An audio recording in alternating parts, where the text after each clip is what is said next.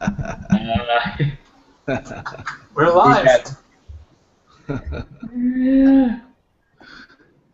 Oh, I like the way I like the pictures behind you. That is really cool. Hey, Fidel. Do you know we're live? Yes, I'm aware of it. Okay. That's Hello, the one and beauty of all. Huh? Welcome to Superior Network's second episode of the video blog. I'm Jareth, and I'm here with Superior Networks once again. We just finished watching the Google I/O and learned a lot of interesting things about Google. They talked a lot about their privacy policies and their plans for the near future. Um, we're gonna cover a few subjects today, but we're gonna start with Dwayne Henderson. What you got for us? Hey, hopefully I don't have too many technical difficulties. If I drop off, you guys just keep on without me, and I'll get back with you. But yeah, Jareth, like you said, man, Google I/O, it's a lot of stuff. I think all of us are kind of into this technology, but it exhausted me. So I can only imagine the average person who tries to make it through Google I/O, it would just be just mind blowing. But for me, as I watched it, it's one of those things where it lets us know where Google is heading in the future. And not that we're just totally in on Google, even though we really like them a lot. They seem to be leading the way. So if they're leading, then we feel partially responsible to know where they're leading, the public. And right now, we really like what they're doing.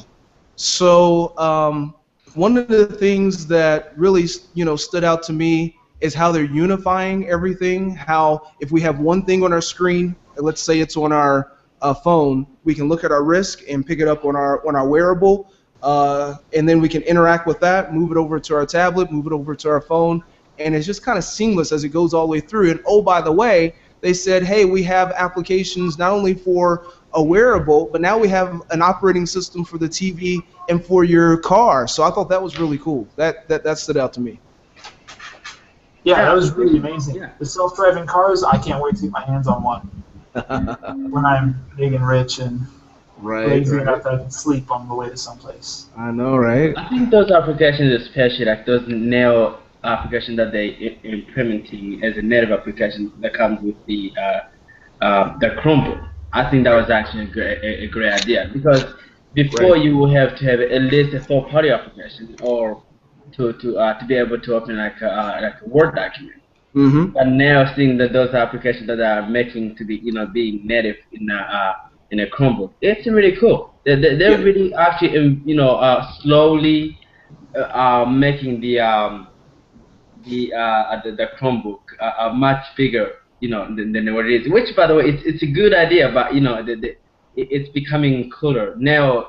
People are gonna start moving from Microsoft Windows slowly because Yeah. now reasons why most people will not use a Chromebook because a few certain limitations, and as Google start taking those limitations out, people are gonna be like, you know what, I'm just gonna use Chromebook, which is gonna be like a good choice. Is gonna make much more sense. Oh yeah, exactly, exactly. Yeah. No, And I agree. with the transition Google is making from the Google Drive now being able to accept Microsoft Office files in their native format and then being able to edit them, that's a great direction for businesses who are worried about the conversion and having to juggle duplicates of files. Right. Now, and also the Drive for Work, where you literally have unlimited space for $10 a user. It, That's that's awesome. I'm worried about the abuse on that.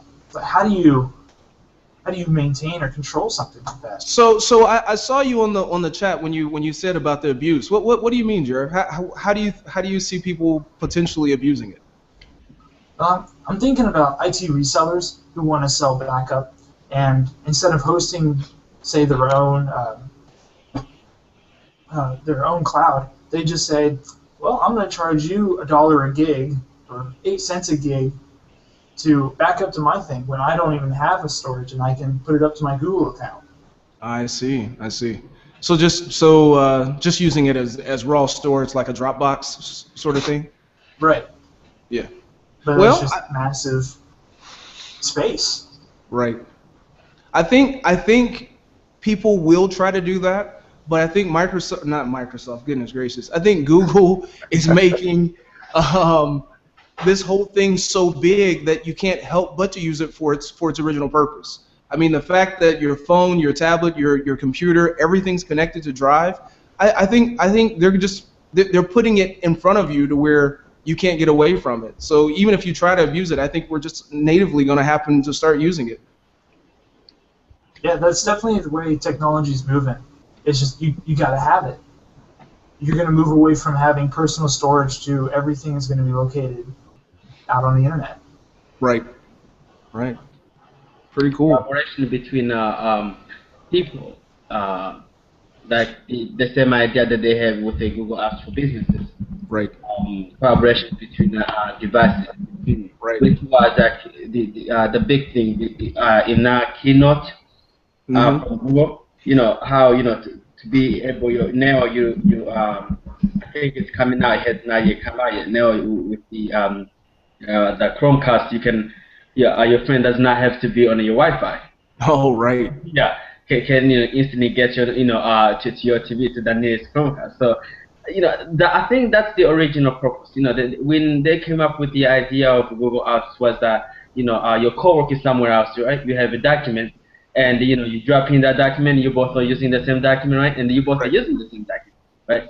And they use it. Now they following that the same idea, the same concept, so to speak, right? With all the devices, I think it's really cool. Yeah. I really think slowly people are gonna adapt and people are gonna see it as a everyday thing. Yeah. I think that they didn't mention it. So I don't recall if they mentioned it. But I think they're going to be using near field communication. Because if you are not using the same network to connect or same Wi-Fi network to broadcast, and you want to broadcast something on your TV, whatever device that Google is going to be selling, because they're going to be selling some type of device you're going to be connecting to your TV, that device itself will have to have some type of NFC capability in order to communicate to whatever other device that you're going to be using. Right. Now, I know Android, most of the phones these days will have NFC, but and I think the next generation iPhone is probably going to be NFC capable too. So I think that's the only way that they're going to be able to broadcast whatever you want to broadcast on your TV using NFC communication to connect to that device that you're trying to broadcast whatever you have on your phone, and that's a nice move, because even Apple is not using it, but they see the benefit of it. So rumors are that they're going to be doing it. Right. So, just for those that, that's kind of cool. Check that effect out. NFC is that near field communication. So, you want to explain what that is, Kilvio? NFC is just it's a near field communication. Any device is some type of communication that allows you to have two devices to talk to each other, transfer files, photos, whatever the case might be, and whatever the application that you're trying to share from is allowing you to do. Everything is related to the API, whatever the API allows you to do within the application. You can tap phones and you can exchange contacts, exchange files, those type of things. So it's short-range communication between devices. That's basically it, if I want to put it on simple terms. Right. Nice. There's probably a team working on it, maybe doing something about it. But I think it will be pretty interesting when the neighbor next to you who always wanted to mess with you, find out that you have Chromecast and they instant send a picture on your TV that you didn't want to see while you're having a family dinner. But that's a good point. I'm gonna hijack the Chromecast from the other room. Right. Well, yeah, he did say that was an opt-out thing, so you could turn it off if you didn't trust him. But I wondered about that. But you know, it's one of those things. It's cool because when you're over somebody's house and you want to, you know, show them something, you don't want to get the Wi-Fi password and all that. Just let me show you, and you can just, you know, swipe it over to their TV. So that's cool. But then, yeah, you will have people that will hijack it and abuse it. I don't know. I don't know. It's a good idea, though. Yeah. It really is. I think that's much better than having to give your friend the Wi-Fi. Personally, I don't feel comfortable giving another person my password. Because once you give a person Wi-Fi, every time they come over, it's gonna automatically connect it to your Wi-Fi. It's not a good feeling. Why? Because it's gonna slow down your network. But see, I don't know. You know, I've been thinking about this ever since Chromecast, not Chromecast, but who's the internet provider? Not Time Warner Cable, but Comcast. Yeah, Comcast said that they were turning on everybody's modems. I've been thinking about it, and you know, Comcast says, hey, if you're a subscriber, then we're going to turn on everybody's modem in a dense community, and within that dense community. If you're a subscriber, then you can log in and have internet as you go from block to block to block. You don't have to sign in, sign out. You just roam through Comcast's network. And I've been thinking about it, and one of the guys that was talking about it the other day was saying, you know, he just leaves his Wi-Fi on anyway. He just lets anybody connect. And I don't know, for the type of user that, you know, most of us are, I don't think we would even notice it. I think... I mean, when I find an open Wi-Fi, I kind of appreciate it. I'm like, man, thank you. That's awesome. And I'm moving too quick. I really don't even have time to hack or see what network I'm connected to. You know, I want to get in real quick, check an email, and keep on moving. But I don't know. I don't know. We should be safe. We should. I guess we should lock down our internet. And what Comcast is doing is they're making the guest channel available to public. So maybe that's what, you know, Comcast or the Chromecast is kind of doing, is it's making a temporary guest connection that you're not really using. You know, you're not connecting a foreign machine to your network. It's just a direct connection to the Chromecast. I don't know. Wow. So, have you heard about the priority internet that the Internet Freedom Act is trying to prevent? No, what is it? The major companies such as Time Warner are working with companies like Netflix and YouTube, where they're trying to keep the internet essentially the max rate for everybody, which a lot of companies don't like. They want priority internet. They want to have the faster connection than normal people. And what that leads to is companies like YouTube and Netflix have to then put advertisements on their videos to pay for the internet to have a faster channel to these providers. And the Internet Neutrality Act, something along those lines, is what's preventing it. And that's a big controversy right now because people are finding loopholes around it. Interesting. Interesting. That can be a good thing. That cannot be a good thing. Is it? Oh yeah, it is. YouTube, is it governed by Google now? Since they saw the didn't they purchase Google? No, Yeah, I mean YouTube. YouTube was purchased by Google a few years ago. Yeah, nice. The seamless connection login between the Google and the YouTube, I have come to appreciate it. I honestly have come to appreciate it. You know, having not to log in, you know, in two different places at the same time. Right. Yeah, that has been really good. Yeah. So it looks like Google has redesigned their whole user interface so that the app that you have on your phone looks like the app that you have in Chrome and on your tablet and so forth.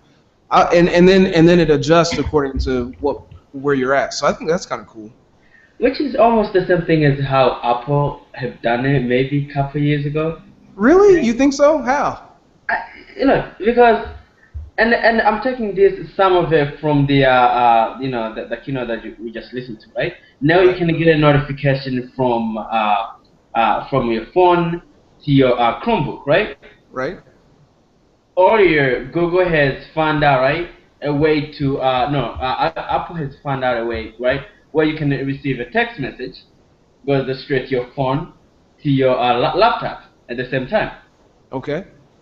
And it's no different than what Google is actually doing, but in a much simpler way, so to speak. Giving that simplicity of Apple devices, laptop, and a Chromebook. Right. In a very simple way, it's almost similar. You do it's almost seamless. As long as you have a Chromebook, an Android device, you should be getting it, almost the same information, basically. Right, right. Good point. Good point. Now you're right. You're right. But as far as from the application design itself, I know even on Apple, certain applications just don't work the same when you're moving between the devices. But they're making one platform that goes between the devices. And so the interesting thing, so like for instance, they said like if you are on your computer and you pull up a map and you're looking, then okay, then you're maneuvering and it's a big map and that's that. And then as soon as you connect that map to from your phone and you connect it into your car, then all of a sudden it interprets that map with the similar menus for driving directions so that you can drive, but it still has those same, that same flow about it. And it's one app that's moving all the way through and not 3 or 4 different apps that's been rewritten. I think it's cool that they aren't afraid to draw a line in the sand and redo their software, and it's actually getting better. It's not a Windows 7, it's not a Windows 8 where everybody just says, I hate it, but it's improving. Yeah, it is coming along. It is. I mean, as long as they don't mess up stuff like how Microsoft has done it, I think I'm okay with it. I'm okay with it. As long as they don't do something that is completely doesn't make sense with how Windows 8 came out to be. Right. I think I should be. Which was the biggest thing that I appreciate with Google. It was Google Drive actually, and it's much space that they did it. And Right. the storage concept, I thought that was really cool. Which actually brings me to the storage that we have been providing to our clients. Oh, nice. The storage card, which I really think it's really cool and a good idea, and to have a storage craft on your network, especially to many businesses. And and I'm saying this because to one of our clients, the new clients that we just adapted to, right? They were being told that that the IT provider was doing a backup, and the whole time there was no backup. So many businesses, I think that's not. I don't think that is just one incident. I think many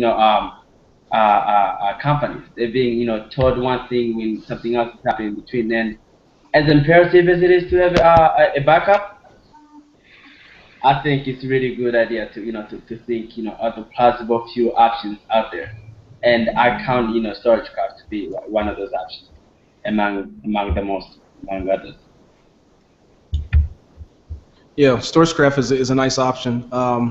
You got to have it for a business simply because you want to know that you have a good backup. You want to know where your data is, and you want to know that when you need to get to that important information, that you can recover it very quickly. And if your complete machine, server, laptop, whatever it is you're using, if that completely burns up or is stolen or goes away, that not only can you restore it, you can mount it and begin using it within 15 or 20 minutes of the loss. That you can't purchase, you can't get that anywhere else. And if you're a business owner, you better have it, and that's the solution you need to have. So we're very happy with it, and we hope to sell and not necessarily the sell part, but we hope to get it in as many businesses as we can, because it just is going to help everybody in the long run. It really does hurt us. And that sounded extremely painful, didn't it? That's how bad it troubles us. It kills us inside. What was that?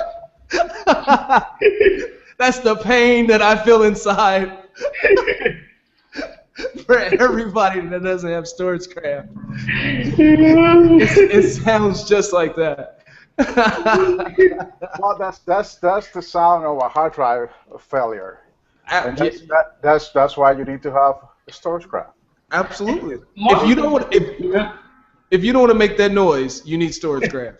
Yeah, definitely. That's that was awful. So that's how your business is gonna sound whenever you lose all the data.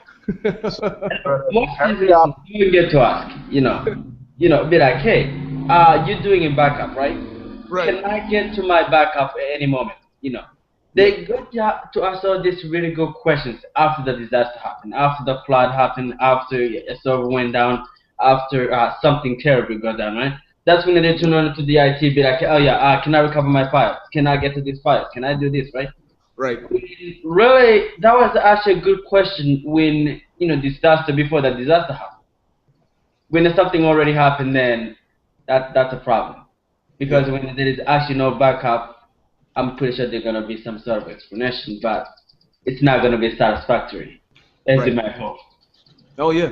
Yeah. So, something that I like about StorageCraft is that how do you know if you have a good backup if you haven't tested? Yeah. So, most of the businesses out there, they say, yeah, we might have a solution and we might have a backup, but is it really a backup? How do you know this? That you can trust it, that you can really use it if something really happened.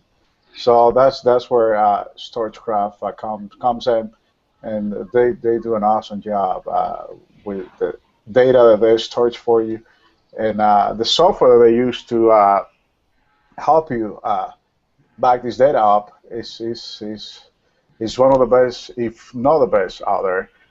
We've been using it for how many companies? A few companies now, and it's been working tremendously well. I think it does work. I think it does work. Tremendously? Just went offline, guys. That's really good. But yeah, I think it's really Oh, cool. man. I think the team of StorageCraft have made the software easy, and although it might not actually be like super perfect, I think that they have done a really good job to simplify it, so to speak. And I think the entire our software can be simplified as you put it on your device and you perform the backup. You have to make sure that you have a storage somewhere, on whether it's on your network or on removable network, removable drive, blah blah blah. But as long as you have a storage somewhere and you just have the device pointed to it, and you should be good. And the configuration it's really good. There's some security features that you can tune on if you want, but I think that they're doing a really good job on the software, and it's really easy to understand. Yeah, yeah. Now, Kilvio made a good point as far as backup. Your backup is only as good as the last time you tested it, and we're still in that from StorageCraft, and that's true. With the traditional backup, and I can talk about this for a long time, but with the traditional backup, at the very best, you're backing up, but you really never effectively restore it and test it just because it takes too long, and it's too risky. Because if you and it's expensive, right? But if you have a tape backup, you have a hard drive backup, the only way that you can really test it is if you erase what's on your hard drive and then restore it back to your computer, your server. And nobody wants to take that chance because it might not work.